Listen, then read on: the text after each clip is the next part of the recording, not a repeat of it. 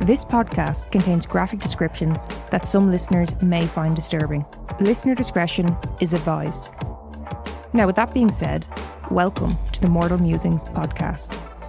Right, let's do this.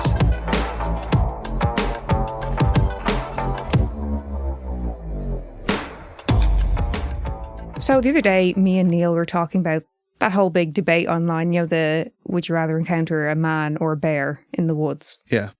And then, we're talking about that and then, whatever, went to sleep. Neil ended up having a nightmare about a bear, encountering a bear, was it? No, I didn't have a nightmare. Norman woke me up because he needed to go out. Are you just a bit jumpy in general about the bear? No, I was half asleep. Okay. So I don't know if it's classed as a nightmare or what. So I took him out because he was begging to go out. He needed a toilet. Mm-hmm. And while I was out there, stood waiting for him to do his business, there was rustling in the bushes at the side of me and twigs snapping and stuff. And don't forget, this is middle of the night, 3 o'clock in the morning. Mm-hmm. So heroic me, half asleep, thought I'll get my airsoft rifle. Heroic. What? Heroic. I'm protecting if my... you do say so yourself. I'm protecting my Norman. Mm-hmm. So I went and got my airsoft rifle, but it did go through my head. Is that a bear? Yeah. But because I was half asleep. We don't have bears. Yeah, so I asked you. Why's your rifle moved? Yeah, and you were like, oh, it could have been a bear. I heard rustling in the hedge. Yeah, it was probably a cat. In your mind, it made sense. You were like all in it with the bear. I was in military mode. But we don't have bears here. That's the funny bit. You were that tired, you just thought of the immediate threat of a bear. Or anything. So, because it's pitch black. Bear, house cat. It's pitch black. So, obviously I've got flashlight and laser on my rifle. Mm-hmm. So once I'd got that outside, I was in military mode. I'd got my back to Norman. I wouldn't have my back to the bushes. And I had the flashlight pointed at the bushes. And I was like, one move, and I'm spraying the shit out of it. Pebble dashing the shit out of this bush. But there wasn't a noise. There was no bear. There was no bear. There was no bear. There was no cat. I don't know what it was. But I was just protecting me Norman. I get a little bit like that. Like, I don't get as jumpy as you from horror movies and stuff like that. Like, jump scares get you, don't they? Yeah. First time I watched Paranormal Activity was in the cinemas. Mm-hmm. If I hadn't have been to the toilet before I went to the cinemas, I would have shat myself. That would have been it. In the cinema. I didn't like Paranormal Activity. I thought it was kind of dull. It was only right at the end that something happened.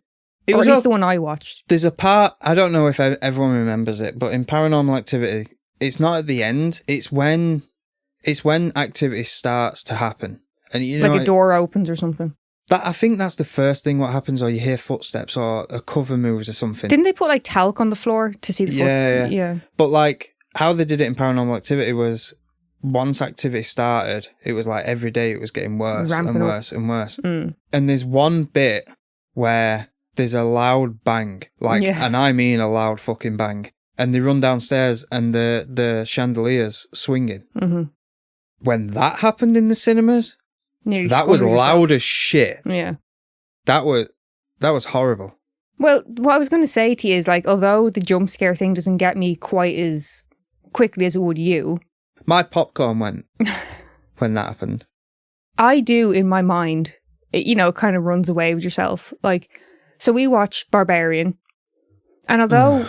yeah. Although the movie didn't scare me, same situation. I was outside with Norman. It was late. Yeah. And I just looked over to the side of the garden and thought, imagine if the woman and that just came running at you. What would you do? That's where my mind goes. Right, Oak. Well, other stuff is if you're... All I remember from that movie is the first time you see her, it's in a dark tunnel and she's running with her tits flapping about. Slapping against her fucking body. Yeah. Clapping. And I remember I looked at you and I went, what the fuck is this? What? But no, that's where my mind just runs away with itself. If I wake up in the middle of the night, now I'm very bad for leaving the TV on to go to sleep to.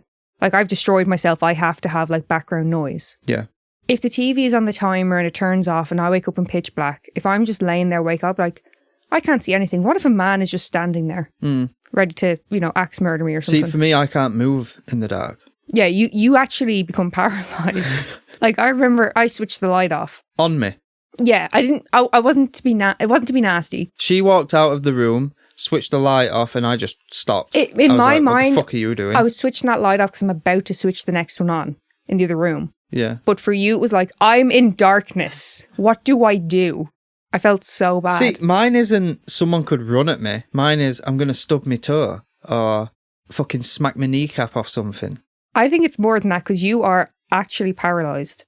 If I switch the light back on, whatever pose you were currently in... Oh, there's nothing worse than stubbing your toe. If you were in the middle of fucking breakdancing and I turn the light off, I turn it back on and you're still on your fucking head spinning. Like, you're just frozen that.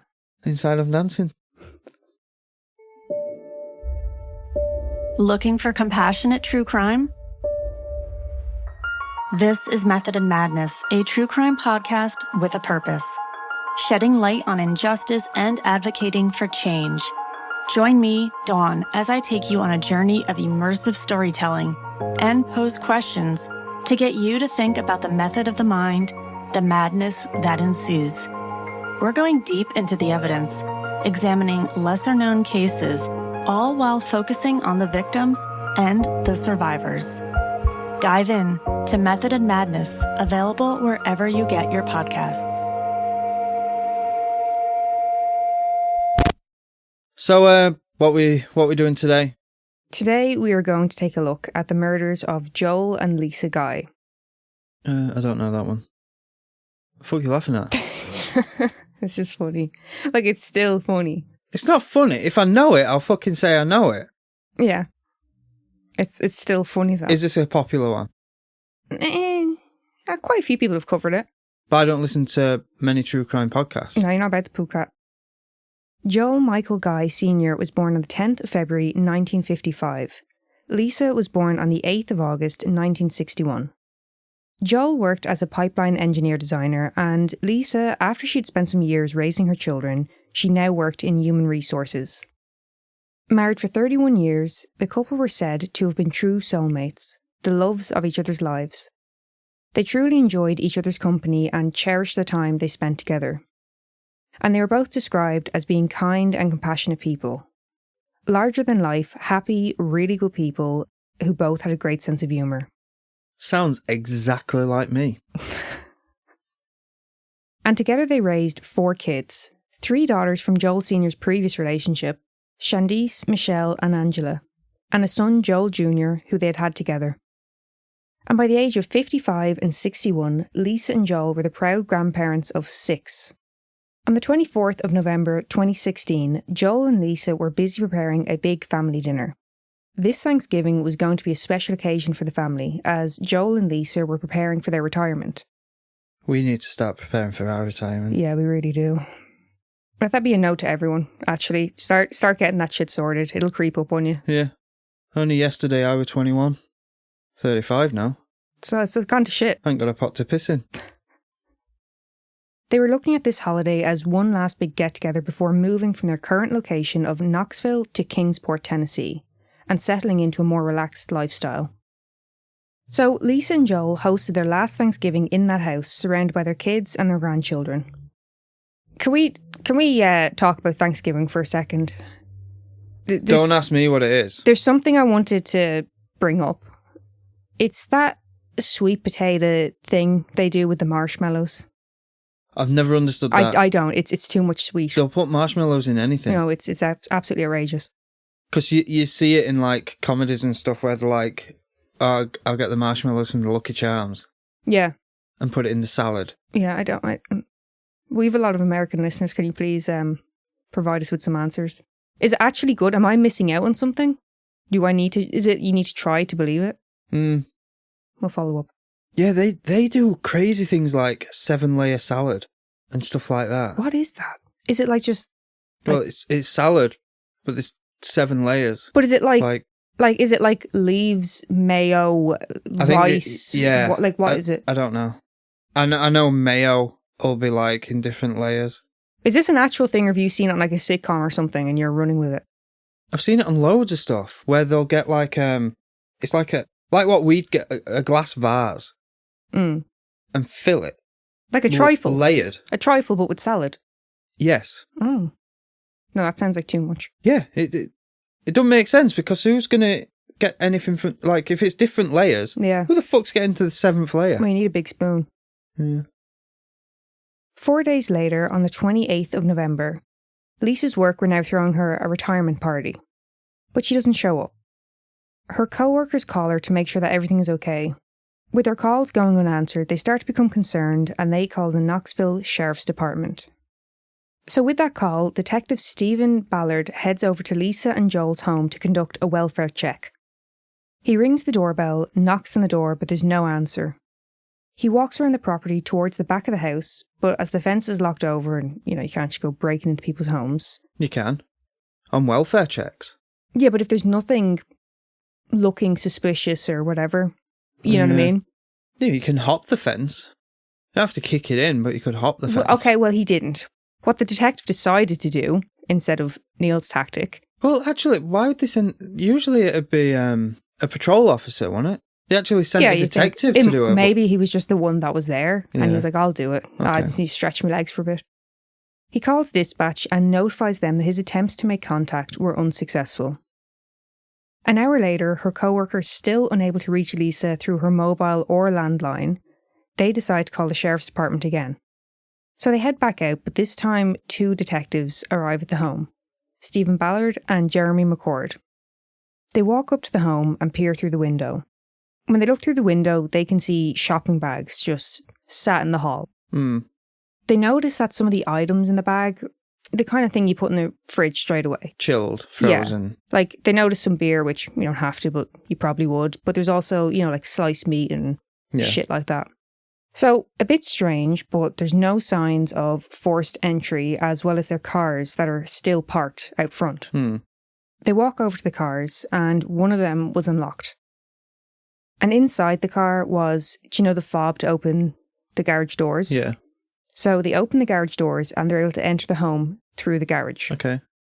As soon as they walk into the home, they're hit with this intense heat. Well, they're old, aren't they? So they're going to have heating up full whack. Well, one's in their 50s and the other's only in his early 60s, so they're not that old.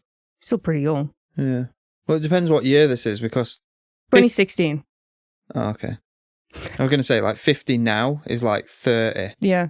But this wasn't, it's a bit warm. Whereas in, the 1960s, if you were 50, it's well, he's written off. No, this wasn't it's a bit warm for my liking. This was boiling. They were sweating off as they walked in. The oven had been left on and the heating throughout the house was set to high, as well as space heaters that had been plugged in all around the house. There was also an overpowering smell of chemicals. So they make their way through the home and start to head up the stairs. There's clothing piled up in a heap by the stairs, including a bra that looked as though it had been cut with a pair of scissors. There's blood in the hallway and the bedroom, and in another room, there's a sign of a struggle. In this other room, it's basically used like a home gym, and all of the exercise equipment has just been fucked about. It's all over the place, as well as knife marks that can be seen on furniture. Now, it ramps up a bit here. That scene's no good. Yeah.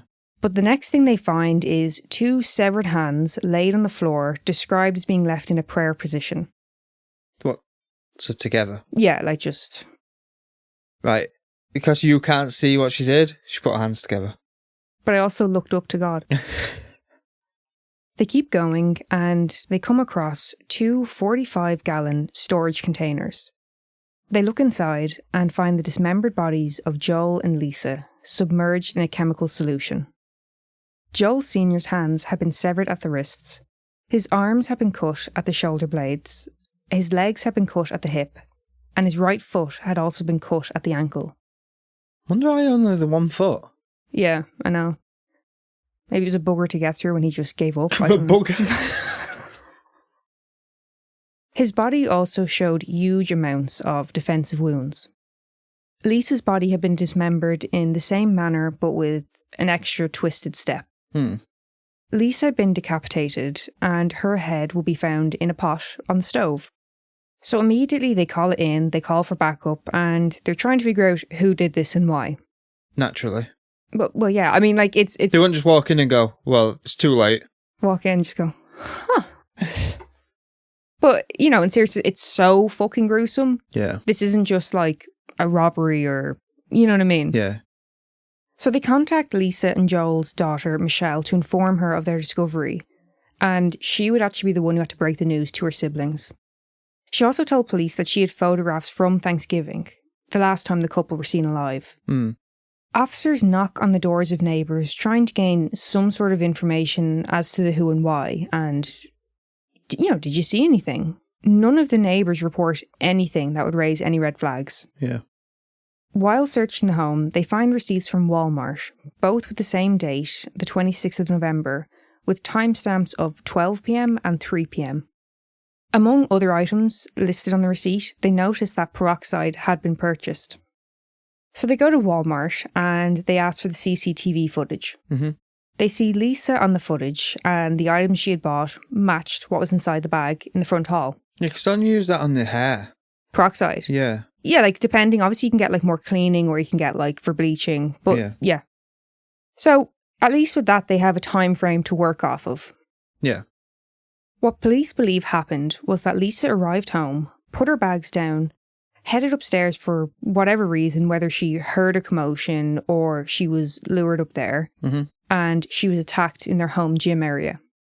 As police further investigate the CCTV footage, they see Lisa and Joel's son enter the Walmart. So it's not looking good. No. They could make out from the footage that there was marks on his hands. He then proceeds to buy plasters, peroxide and alcohol. Alcohol drink or rubbing alcohol? I assume alcohol to drink. Okay. Now, Joel Jr. is looking pretty fucking sus at this stage. Not only because of the items that he had purchased, but why was he still there? It was assumed he had headed back to his home in Baton Rouge. Yeah. So, what's the crack, Joel? So, we'll talk a little bit about Joel Jr. Prick. Yeah. So, their son Joel, he was 28, described as reclusive, distant, and an outsider. And he was dependent on his parents financially, and somewhat socially, it seems. Joel attended Louisiana School for Math, Science and Art, graduating in 2006. He also spent a semester at George Washington University before dropping out, and Louisiana State University to study plastic surgery, but left not long into the course. In total, he spent 9 years in college, all at the expense of his parents. Fucking hell. Yeah, a bit of a forever student kind of thing. And, you know, He's never heard of student loans. Well, his parents were paying for everything. Yeah, but have they never heard of student loans? Well, I don't know. Maybe it was just their baby boy. Yeah. And, you know. But I fucking hate that shit. Like, education is important. And even if someone's whatever age, could be fucking in your 60s and decide to go back to education, that's amazing. But this whole shit of the forever student never wanting to get into the real world pisses me off. Freeloading bastard. Basically, it's putting it off. Yeah. You know, I hate that shit. The other thing to do with that really bothers me is that he must have been intelligent for the courses he was taking. Yeah. So, do it. Get on with it. At the age of 28, Joel had never even had a job of his own. So basically, with his parents' financial situation changing, what was Joel to do? You know, they were retiring. Yep. It was going to be a different setup for them. So, like we said, Joel is looking like the guy. As a forensic team continue their search of Lisa and Joel's house, they find a backpack. In this backpack, they find a notebook detailing how these murders would be carried out. Right, this is something I don't understand. It was basically a to-do list. Yeah, this is something I don't understand. You've gone through the trouble of, like, leaving the bodies in some sort of chemical to try and cover up evidence and stuff like this. Yet you leave your fucking blueprints. Yeah. On how to do the murder. So no, he wasn't a bright guy. Well, this is the thing. So obviously you're not going to be like, oh, it's him. You're not going to immediately pin it on him. Yeah. But in this backpack, there was also the medical textbooks for a course he was taking. So it's really, yeah, exactly. It's bad. And it's, you know, like, Joel, you can't write a murder book. Yeah. You can't do that. Can't build a murder house. Tell you can't build a murder house.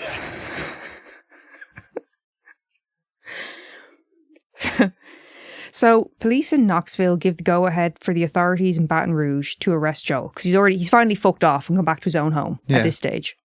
It was said that when police arrived, Joel immediately knew why they were there. The jig was up.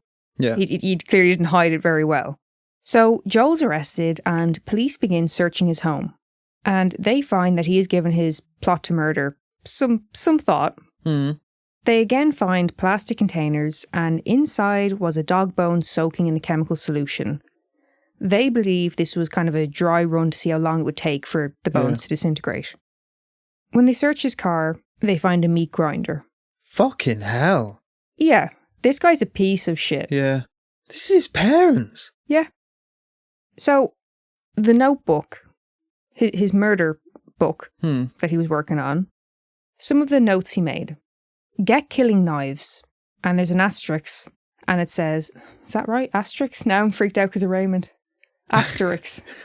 Asterisk. Little star. Get carving knives to make small pieces. Get sledgehammer, crush bones. Bring blender and food grinder. Grind meat. So he's even calling it meat. Mm-hmm. Get bleach. Get plastic bin. Does not matter where they're killed. This is like bullet points kind of thing, by the way. Just get rid of bloody spots to prevent evidence of time of death. And, in brackets, not the mattress or couches. Get rid of bodies inside home. There and my DNA already there. Open up doggy door to provide entryway. And that's then crossed out. And he writes, he needs to be blamed, not intruder. The dog? No. What? He needs to be? Yeah. Who? I'm guessing when he was working out his plan, because like obviously he's crossing shit out and all these different points, he was initially going to maybe make it look like his father had killed the mother. Okay. Flush trunks down toilet. In brackets, not garbage disposal. Just in case you get confused between toilet and garbage disposal. It's just all these fucking things where he's like, not that. Oh, we'll do it inside the house because my DNA is already there. It's fine. It's going to be there. Yeah. Like he's fucking thinking it through. Some of it. Some of it. Get plastic sheeting for disposal process. Get hollow point bullets just in case. That is crossed out and he writes, will be seen buying bullets. Just use computer room gun. And then he has a little arrow and says, check to make sure there are bullets. Last resort. This is the next thing he writes and I'll just read it to you. Okay. He's not alive to claim her half of insurance money. All mine. In brackets, 500,000. All mine. It's like a fucking, like a 2-year-old being like, mine. That's mine. Hang on. But what about his siblings? Yeah. So what? Why is it all his? I don't know, but this is Joel's process anyway. Next we have, flood the house, cover up forensic evidence. Turn heater up as high as it goes. Speeds decomposition. Bleach reacts with luminol, just like blood. Douse area with bleach. Big sprayer. Big sprayer. Yeah, I'm guessing the fucking weed sprayer. So he's just going to literally douse the house. Trash compactor? I didn't know that. What? But bleach is the same as blood for luminol. I didn't know that. It's good to know. Trash compactor? Fuck is that? He says trash compactor with a question mark. That's he's also pondering whether he'll use a trash compactor. A shit car, a bin lorry. Yeah, like you can have. Do you remember when you worked in the warehouse and you had like the balers? Yeah, for cardboard and... Yeah, it's that kind of a thing. Body gives time of death. Alibi. Don't have to get rid of body if there is no forensic evidence on the body. His fingerprints and DNA. I know this all sounds a bit messy, but this is literally reading his little notes. Yeah. His fucking... What was it you said? Ramblings of a madman. Yeah. That Neil said that about someone in work who made a list of bullet points and it was, as you said, ramblings of a madman. Yeah. These people need to learn shorthand. So why did Joel kill his parents? I think it's fairly obvious from his money. Yeah, exactly. They're retiring. So for insurance money. I put it more simply by saying he's a greedy, self-entitled little shit. That'd do it. Yeah. His parents were about to retire, like you just said. That could be the title of the episode. Yeah. Self-entitled little shit. Self-entitled little shit and then his name, Joel Jr. AKA. So yeah, like you said, his parents were about to retire and they could no longer financially support him. And when they told him that they were going to be cutting him off, he didn't like it. Like, they'd actually said to him, we can't keep going on the way we are. Yeah. Now, I swear to fuck, this guy is just such a piece of shit. Like, do you remember me telling you I'm writing up a case and this fucking guy, did you just look him up? No. Okay. I'm going to get you to look him up in a sec. This guy, okay, don't judge a book by its cover, but you ever look at someone and you're just like, I don't like you. Got a face you want to slap? Yeah. Smackable face. A smackable face, yeah. Just have a quick look. Oh, can't you just, like, you just can't stand Right. So, Megan wants me to start saying who people look like. Penguin in Batman. This guy's just such an asshole. Like, he looks off his rocker. I just can't stand this guy. Like, knowing what he did and then seeing him, it's like, you don't even look like you care at all. Yeah. You know? Well, for the fact what he put it down as meat. Yes, exactly. It's so matter of fact, this is now an item I have to dispose of. So, getting on to the trial will begin in September 2020. Joel Jr. would plead not guilty. Really? Mm-hmm. But he did ask for the death penalty if he was to be found guilty. Shithouse. He's trying to, like, I don't know what... He's making it as easy for himself as possible. It's like, I didn't do it. But if you find me guilty, could I just... die? Yeah, could I just, like, not deal with the situation? Yeah. Because look at him. He'd get the shit kicked out of him in 7 prison. shades of shite knocked out of him. Yeah. Because he's a smug little fucker. Yes. Yeah. The prosecution described the scene of body parts left soaking as a diabolical stew of human remains. Now, the trial would last for 4 days and displayed more than 700 pieces of evidence and 27 witnesses. During the victim impact statements, Lisa's brother Alvin spoke about how their mother had been hospitalised days before the murder. He said, "She never exited the hospital. The loss of her child was difficult for her, one that I hope I never have to endure. But to find out your daughter was murdered by your own grandchild was heartbreaking." Yeah. And as she was at the hospital at the time, Lisa's mother was unable to attend her funeral and she would die the following day. Fucking hell. Yeah, this is just horrific all around for this family. Yeah. Now, during the proceedings, it was said that Joel showed no remorse, and almost as though he seemed to be proud of what he had done. Fucking hell. Well, you said it yourself, he seems like a smug little shit. Yeah. The jury would unanimously find Joel guilty on 2 counts of murder, 3 counts of felony murder, and 2 counts of abuse of a corpse. Judge Stephen Sword said that this case was the most extreme form of abuse of a corpse that he had seen during his 25-year career. He also threw a bit of a dig at Joel, which made me smile. He said, he thinks he's smarter than he is. He also said that these crimes were committed in a very unintelligent way. You know he would have been pissed with that. Fuck's sake. Joel was sentenced to 2 consecutive life sentences. Now, in April 2023, Joel tried to appeal his murder conviction. On what grounds? We'll get into it. He claimed that the police did not have a warrant and therefore had no legal grounds to search the house. His parents' house? Mm-hmm. But they were on a welfare check and they didn't break in. The car was unlocked. Well, sometimes... The fob. Sometimes people can get off with like the technicality. Yeah. You know what I mean? But they're basically like, the fuck you do. So Joel's whole argument centred around how he had a right to privacy as a house guest / part-time resident, regardless of what had happened. Yeah. The Assistant Attorney General, Garrett Ward, fired back with, quote, "When they fought back, it was no longer reasonable to suggest that he is still permitted as a guest in their home." Done. Your argument's fucking destroyed. Like, seriously. Yeah. Like, to even try and pull that one. Yeah. Like to say... I'm pistified. Pistified? Yeah. Pistified? Yeah, it's like pissed. And mystified. But you're mystified at the stupidity. Okay, I fucking love that. I've never heard... Is that just you now? That's fucking brilliant. I mean... I goes without... I wouldn't say it goes without saying, but sometimes there are the technicalities, but his appeal was denied. But, you know, don't worry about Joel. he will be eligible for parole after 130 years. Oh, so there's a chance for him. There's a chance. But yeah, that's the case of the murder of Joel and Lisa Guy. A fucking brutal one. And this fucking guy, I swear to God, I hope he gets a pull cue up the hole every day in prison. He's just such an asshole. That's all. He's just such a fucking asshole. Yeah, he's a bit of a prick. Just a tad. This seems to be a recurring pattern as well with book smart fucking... When they're book smart but they're nutcases at the same time, they still seem to think they're smarter than they are. Mm. They're not going to get caught. No, I get what you're saying. It's the absolute arrogance to think you're smarter than everyone else and I can pull this off. Yeah.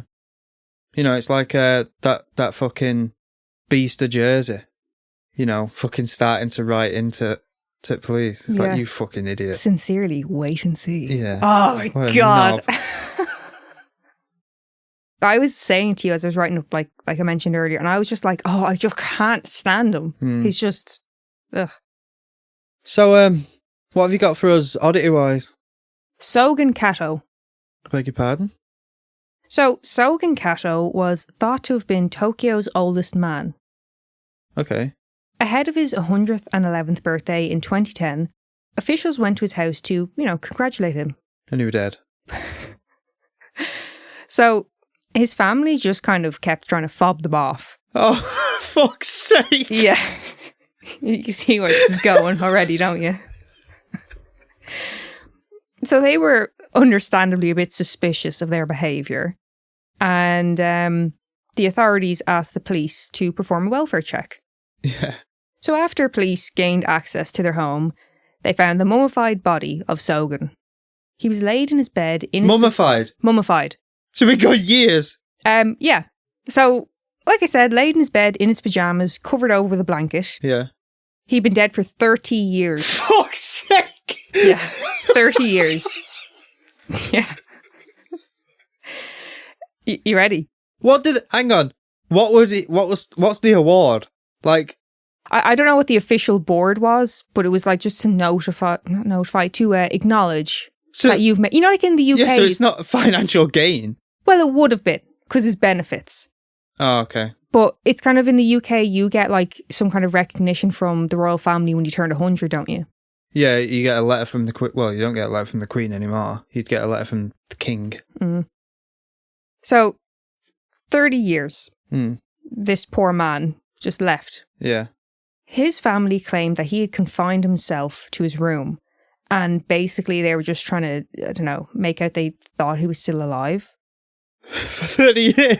Here's the thing. It's not a teenager going through a phase and you're giving them some space. This is an aging person who you need to check on and make sure they're okay and has anything happened, Yeah. But they were just like, leave him be. I don't know. He'll come out when he's hungry. That's fucking unreal. Mm-hmm. Over the 6 years previous, Sogen had received 9.5 million yen into his widower's pension, which some of the money had been withdrawn from his account.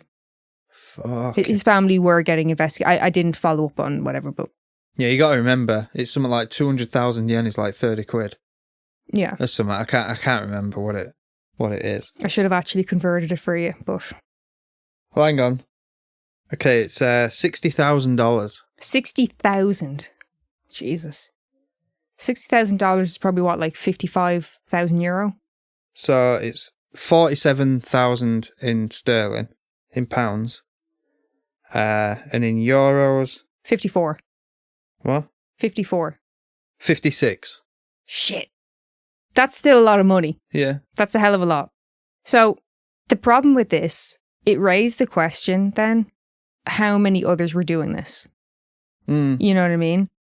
During an inquiry, they found that nearly 200 people over the age of 100 couldn't be accounted for.